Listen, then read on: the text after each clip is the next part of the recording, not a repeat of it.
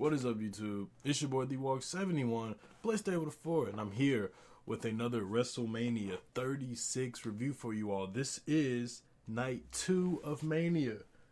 The same amount of matches as the previous night. We even have another production match going on tonight, but overall, I enjoyed night 2. I don't know if I should compare night 1 and night 2 because I felt like I won't say they had their own things about them, but they kind of had their own stuff about it. But I would overall say night 2 wasn't that bad. I enjoyed it for the most part with the few, decisions that were made tonight. But other than that, I pretty much enjoyed it. So let's get right into it. So before we even started the show, we had another pre-show match, Natalya versus Liv Morgan. To tell you I paid attention to this match would be a lie because I didn't. I caught the end, and that was Liv Morgan winning with a roll-up. I'm sorry, bro. I don't care. It's not like there was a build to it or anything. It just announced it yesterday. Anyways, we open up the pay-per-view with the WWE NXT Women's Championship match. Charlotte Flair going against Rhea Ripley. Boy, do I have a lot to say about this match. First, let me get the positives of this match. I enjoyed this match. In terms of an actual wrestling match, this might be my favorite match on the entire card because both women were beating the crap out of each other, and I enjoyed that. And I just enjoyed the stuff they did in this match. I thought it was really well done. It was just the finish I'm not really rocking with. But to get the positives out the way, like I said, enjoyed the match. It was great. Let's get into the match itself. Rhea comes out dressed as Vegeta. Charlotte comes out before Rhea. Start the match. Charlotte tries to do some stuff. She tries to basically, I wouldn't say make fun of Rhea, but she tries to show off and basically just try to make Rhea look like a rookie and basically say she's not ready. So Rhea kicks her in the face. She goes for the riptide for a near fall. Charlotte kicks out. Once that happens, eventually the momentum turns into Charlotte's favor because she starts working on her leg, swinging her leg into the ring post. All different type of stuff. We get to another part in the match where it looks like Rhea Ripley was going to go for a superplex, but Charlotte reversed it, dropping Rhea off of the top rope, goes for a moonsault, hits it, kick out at 2. Rhea Ripley goes for her standing cloverleaf submission, but Charlotte eventually crawls to the ropes. We get a point where Charlotte is trying to put Rhea Ripley in the figure 4, figure 8, and they just reverse it into a bunch of pins and countering each other with pins. I thought that was how they was gonna finish the match, like a classic Mania finish, because how a lot of matches at Mania have ended with a person outsmarting their opponent with the pinfall, but no, she kicked out. What else? Let me see. There's a lot. Let's see what else happened after they was transitioning pinfalls from each other. Eventually, Charlotte connects with the figure 4. Rhea Ripley's trying to fight it. She's hitting Charlotte's knees. She's trying to fight it, but then Charlotte eventually gets in the position for the figure 8, and Rhea Ripley eventually taps out. And your new 2-time NXT Women's Champion, Charlotte Flair. What are my thoughts? LOL, Charlotte wins. That's pretty much my thoughts about Charlotte winning. I mean, I see what they're potentially doing with this. I guess it's going to give NXT a boost. Having Charlotte on there, her as champion, I'm not really a fan of because I feel like it wasn't really necessary. They tend to do this with Charlotte, and this is why a lot of people are checked out on Charlotte. They give her the championship, but there's nothing planned after that. They just have her hold the title and then just beat everybody until they build somebody up to beat her. And she kind of has the Brock Lesnar mentality. Wins the title, nobody's happy to see it, holds the title hostage until they can build somebody up to beat her. The only way I can really accept this, which I don't even know now, seeing what I saw tonight, is that they have Charlotte win, and eventually Bianca Belair gets a title match, and she finally wins the NXT Women's Championship. That's the only way I can see this going, right? Other than that, a stupid finish in my opinion. They always do this. It's not helping Charlotte's career. She's already an 11-time champion now if they're counting the NXT title. It's whatever. I don't really care. My opinion, it's NXT is gonna turn into ECW real soon, and it's gonna hurt. But at least we got Dynamite, right?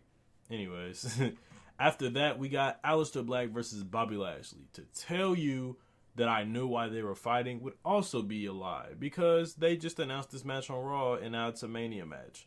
Alistair Black came out wearing this like horned, hooded entrance attire. I hope they put that in 2K21 because this is really good attire. Lashley came out in tights, which I found very interesting. They looked like they were wearing each other's attires, if that makes any sense. The match happens. Pretty much a skippable match. Bobby Lashley was just dominating Alistair Black until he caught Bobby Lashley mid-spear with a running knee. Did a moonsault to the outside, but Lashley ended up hitting him with like a... I don't even know what you would call it. I guess a crossbody, but like a standing crossbody or whatever. He caught him with one of those. An interceptor, I guess you could say. Kicks out. Lashley was about to go for the Dominator, but Lana was like, no, go for the spear. He goes for the spear. Black hits him with a black mass. 1, 2, 3.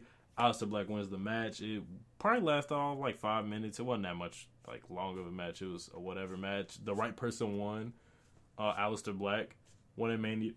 So that's all that matters. But, I mean, the match itself was, like, forgettable. You won't remember this match in, like, 3 months. So, after that, we got one of the best built cards. One of the best built matches on this card. Otis versus Dolph Ziggler. The whole story behind this. It started with Otis trying to get on that with Mandy. Mandy and Sonya trying to stop that from happening. But eventually, they're supposed to go on a date on Valentine's Day. They do. Otis gets stood up, or at least he thinks he got stood up. But then we find out, like last week on Smackdown, I guess you could say, or the go-home episode of Smackdown, Sonya Deville is the whole reason they never got on a date, and insert Dolph Ziggler. And now we have the match. The match itself was short, but at least, like, it did what it needed to do. Like, it had purpose. The right person won. Otis won with the Mandy distraction. Let's see, how do I even describe it? Mandy comes out, music drops, she slaps Sonya Deville, start punching on her, kicks Dolph Ziggler in the nuts, and then Otis goes for the whatchamacallit, the worm. I don't even know, no, the caterpillar, my bad. He goes to the caterpillar, 1, 2, 3, beats Dolph Ziggler. So then after that, he celebrates with Mandy, holds her in his arms, and then he kisses her.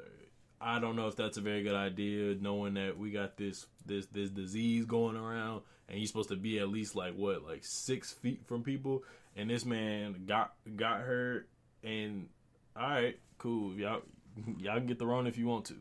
So after that, we got a last man standing match: Edge versus Randy Orton, a feud that has been building since the night after Royal Rumble when Randy Orton took out Edge, hit him with a concerto, RKO'd Edge's wife, all types of stuff, just to say to Edge that you're an addict for a crowd reaction, you're a junkie for wrestling, and I had to take you out so that you can be a father and a husband. And then we get the match itself. Personally, to me, I had a lot of high hopes for this match, and I know, because I mentioned on the last review that there's matchups in WWE that you just have to have no expectations for because you know they can mess it up. But I also know that Edge and Randy Orton can have a good match together, because I'm pretty sure, if I'm not mistaken, they've had great matches before. I just can't remember.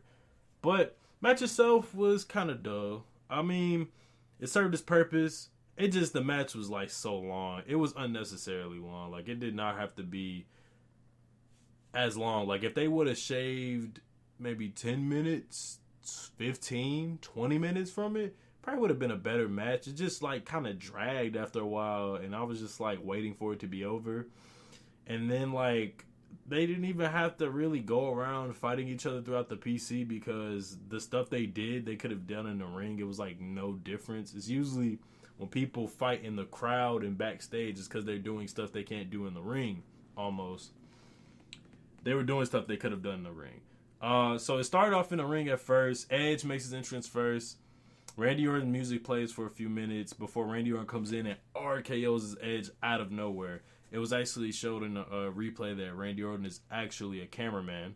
So he came in, RKO Edge. The referee waits. He waits for Edge to get up so he can start the match.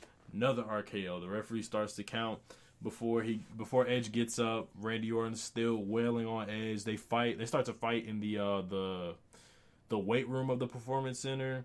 There was one part where Randy put Edge's neck. He put Edge's neck on this like thing, and like It almost looked as I'm not even gonna say it. You know what? I won't even say it. It's a Benoit reference. But he put his head through this thing. It looked like he was gonna hang him with some type of weights or something, but he didn't. So after that, they fight throughout the weight room. Then it spills over into like this office area. We get them fighting back and forth. Edge somehow grabs on top of this light fixture and drops an elbow on Randy. They continue to fight until they go into this warehouse area, and then they start beating on each other in the warehouse area, and they just fighting each other. Edge jumps off of like a ladder through a table for an 8 or 9 count. I thought that was cool. It's crazy just to see Edge be doing all this, knowing that like, you know, he had to retire from a neck injury. I guess he's just trying to see how far he can go. So after he does that, eventually Randy Orton catches Edge slipping. He hits him with a DDT on this like platform that was on a pickup truck. Not even like I guess you could say a pickup truck. On a pickup truck, he DDT'd him on that. Then they started climbing on top of this NXT truck, trailer truck type, and they were just fighting on top. They was fighting on top. Randy ended up grabbing 2 chairs, gets hit with a spear after he tried to go for a punt kick, because, you know, they always tease the punt kick, but he never connects with it. We're just going to have to accept that he's never going to hit the punt kick ever again. Edge hits a spear, but eventually Randy, like I said, grabs the chairs. He's about to hit Edge with the concerto, but the referee, first he tells the referee to stop. He's about to hit him with the concerto, but then Edge catches Orton with this type of submission, this MMA type submission, knocks out Randy. He looks like he's about to cry, and then he just hits Randy with the concerto, and eventually that takes him out for the 10 seconds, and Edge wins the match. It was actually funny because the referee was counting, and Edge was like, stop the fucking count, but they bleeped it. And then eventually he hit the concerto, and he won the match. And after that, Edge looked like he was ready to cry. He dropped in front of on his knees, and he was pretty much just like he put his head against Orton, and he just whispered something, I guess, you know, probably telling him good match or something. But it was kind of cool what they did, because it looked like it hurt him to have to do that to Randy, but he knows he has to do that to Randy in order to take him out, because that is how, you know, crazy Randy is. Or you know, you get that's what I like in wrestling. I like when they kind of tell stories and stuff. So I like that whole last emotional part of the match was showing Edge knowing that this is somebody that he's been close with, but, you know, he has to do this to somebody that he's close with, because, I mean, the stuff he did to Edge in these past couple of months, he has to get his lick back for that and all this other stuff, you know, and he knows that if he doesn't do it to Randy, then Randy's going to continue to do the stuff he did. So he had to kill him, basically. So I thought that was pretty interesting. So after that, we got a Raw Tag Team Championship match. Austin Theory coming in for Andrade and Angel Garza versus the Street Profits, the Raw Tag Team Champions. Match itself, I don't even remember most of the match. I can tell you the finish. Montez Ford came out of nowhere with the frog splash from the heavens and won the match. I really don't remember anything else from this match. The stuff that happened after the match was more memorable, in my opinion. We had Theory and Garza jump the Street Profits. They take out Angelo Dawkins. They start beating up on Montez Ford, and then we hear Bianca Belair's music drop. She comes in, takes out Zelina Vega with the KOD. Then there was like a funny moment where my man's Monte, I wish that was his name. My man's Montez Ford slid into the ring. No baby oil. Came in that Jones, sliding in the ring, looking at Bianca, worshiping the Black Queen as he should. Then they celebrated with Bianca. They held her on their shoulders. So it just makes me wonder now, is there going to be an alliance with Street Profits and Bianca? It could work on the main roster. Maybe not. Who knows? I guess we'll just have to wait and see. So after that, we get the Fatal 5-Way elimination match for the SmackDown Women's title. Sasha Banks versus Naomi versus Lacey Evans versus Tamina Snuka, or Tamina, whatever they call her these days, versus Bayley. This match was cool. I mean, I like the ending of this match for sure. I love the ending of this match. The first person to be eliminated, of course, was Tamina. She got taken out. There was even a team bad, if you remember that, between Sasha Banks, Naomi, and Tamina. There was like a little moment where they all did their thing where they stacked their fists on top of each other and yelled unity before Tamina super kicks Sasha Banks, and then Naomi reverses some type of move into a stunner. I thought that was pretty cool. But pretty much everybody did what they do in every multi-women's elimination match. The biggest girl in the match, they all take out. And that's exactly what they did to Tamina. They all just jumped on top of Tamina and pinned her and won. And eliminated her. So then after that, not shortly after, Naomi was eliminated by Sasha Banks from the bank statement because she was pretty much got beat up by both Bayley and Sasha Banks. So then it came down to Lacey Evans, Banks, and Bayley. And then eventually Banks was eliminated after basically they were both in the ring, Sasha Banks and Bayley, and we all know the stuff that they've been doing on TV. They've pretty much been a tight-knit duo. And they pretty much was saying after we get her out, then we can, go at it. But I believe, was it Sasha or was it Bayley? Let me see. Was it Sasha or was it Bayley?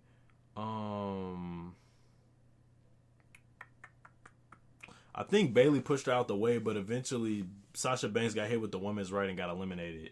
So then it came down to a one-on-one match between Lacey Evans and Bayley. Lacey Evans did a lot of stuff. She did her little moonsault off the top rope for a near fall. I thought that was pretty cool. We get towards the end of the match. Sasha Banks interferes, hits a backbreaker onto Lacey Evans, and then Bayley hits the rose plant and wins the match. Retains the title. Like I said, I like the ending of that because it shows that we are going to get this Sasha and Bayley feud on the main roster. It shows that Sasha doesn't want nobody to take that title from Bayley but her, which is why. I mean, obviously she was helping, Bayley out, but really she was helping her out because Sasha wants to be the one to take the title off of Bayley. So I think that's pretty cool story. Plant a little seed they plant in for the future. I like that. That's pretty dope. After that, let's get into it. We got the Firefly Funhouse match. John Cena versus The Fiend, Bray Wyatt.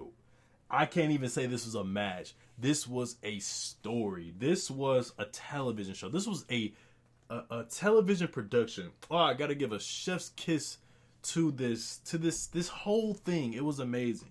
It started off with Cena comes out, talks to the camera, does his, typical stuff. And then as soon as he's saying, "Welcome to WrestleMania," it shows, it's this creepy little video of basically Bray Wyatt hacking, I guess. I don't even know how you would describe it, but it was like Vince saying, "Welcome to WrestleMania," but then it was like a bunch of jump cuts and all types of crazy stuff. Then eventually it led to a Firefly Funhouse segment. Bray Wyatt is talking, and he's actually in the actual Funhouse and not like that blue wall he's in front of all the time. And he pretty much is saying, "Welcome to the Firefly Funhouse match." He opens up the door and says, "Come on, Cena." And Cena somehow teleports to the Firefly Funhouse because he was just in the Performance Center. He teleports to the Firefly Funhouse, has a conversation with Rambling Rabbit. He tells him, "You're in there." And then as soon as Cena is in this black purgatory area, the Vince McMahon puppet comes out. The Vince McMahon puppet comes out and pretty much tells him you gotta have ruthless aggression, yada yada yada. Then, Mr. Rogers, Bray Wyatt is in the ring and it's pretty much verbatim saying the Kurt Angle Open Challenge that Cena debuted at. And then pretty much Cena came out as the prototype with the multicolored, not even jorts, shorts, I guess you would call them, but they're not shorts. They're just longer trunks, basically.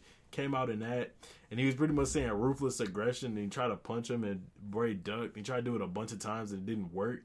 And pretty much the whole match was just Bray psychologically breaking Cena before just killing him. And that's exactly what happened. He even threw in a bunch of references, even a Nikki Bella reference in there, because he was talking about, "I want you to relive your life's biggest failure."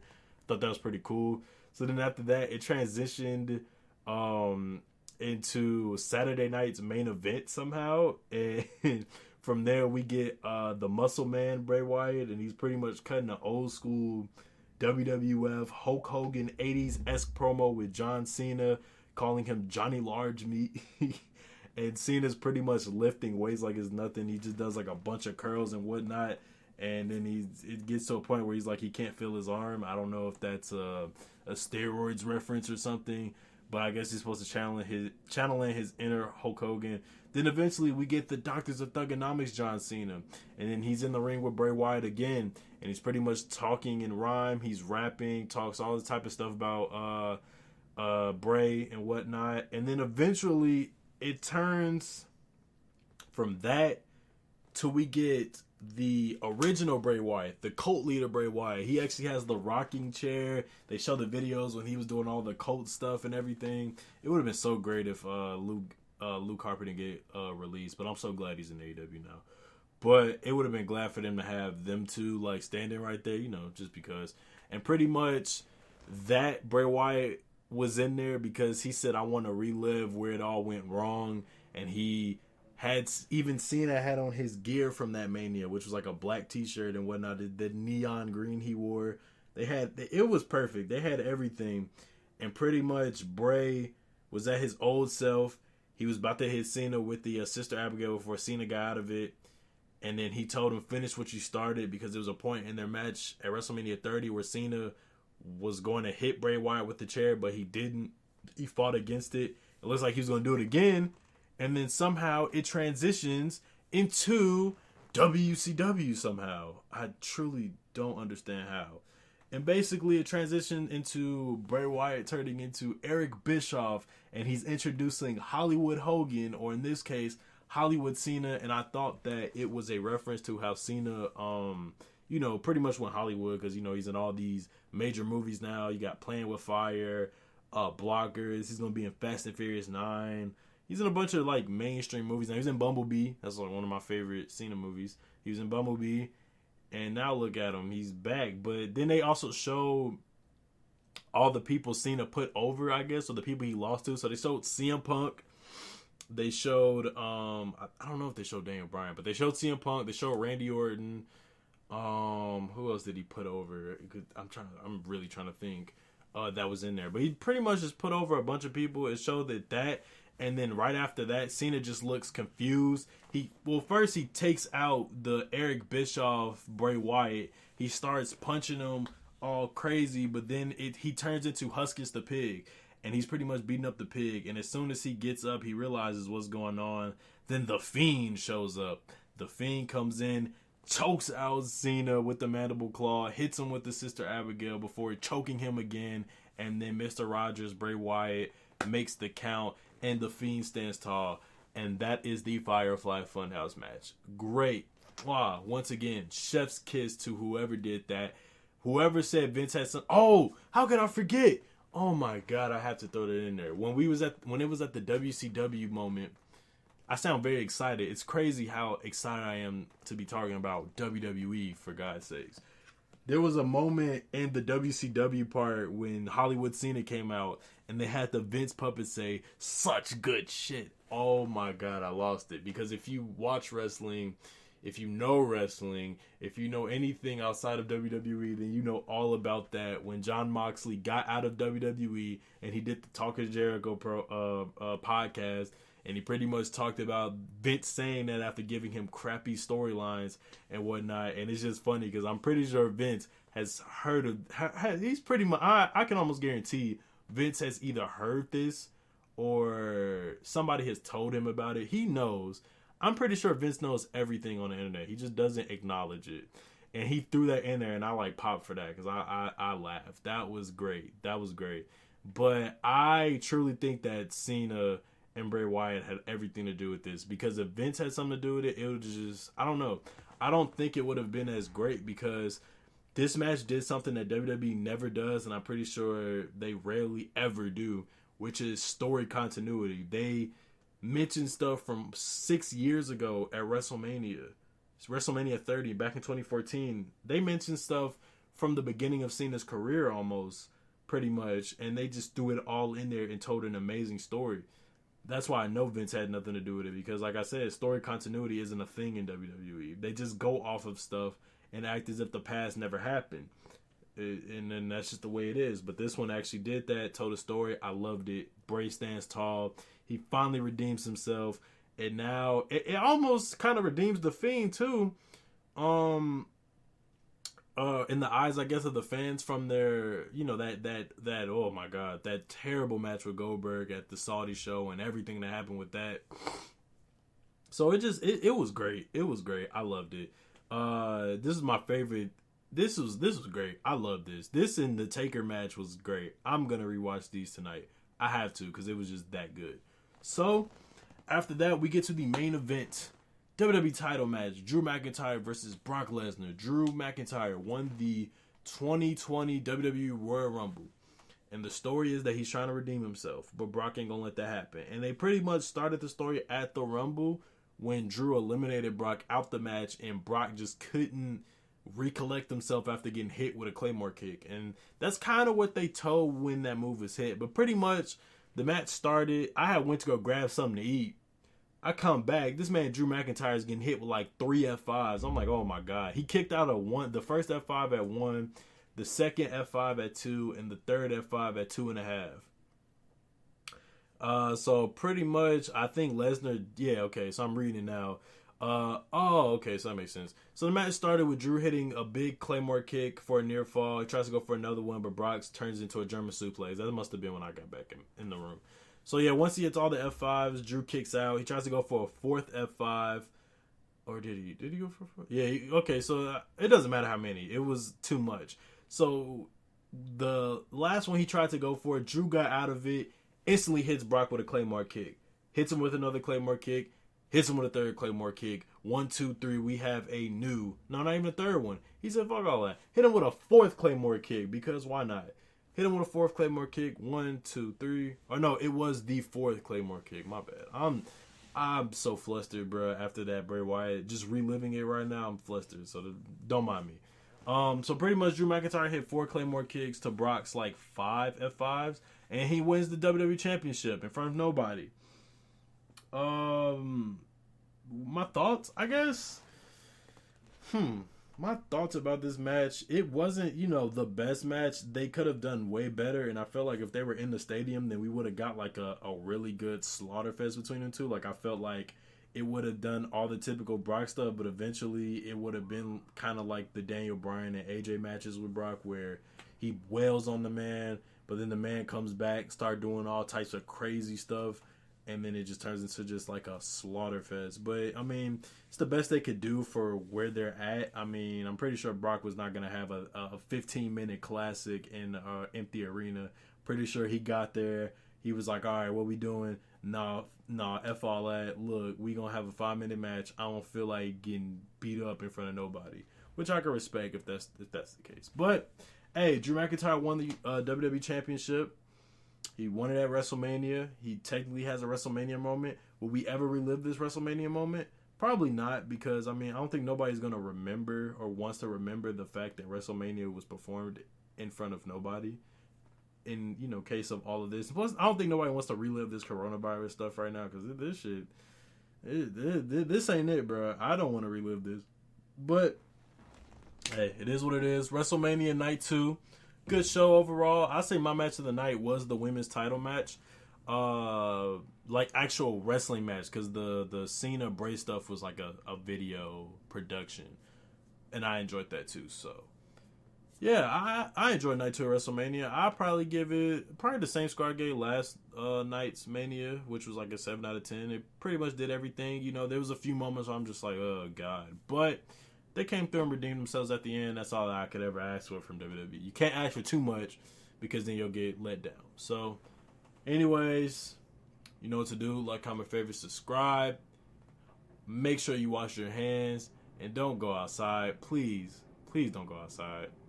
For the love of God, don't go outside. Don't go outside so that we can all go outside in like a month or two. Because I'm tired of being stuck in the house. I hate it. But anyway, guys, I'm out. Peace.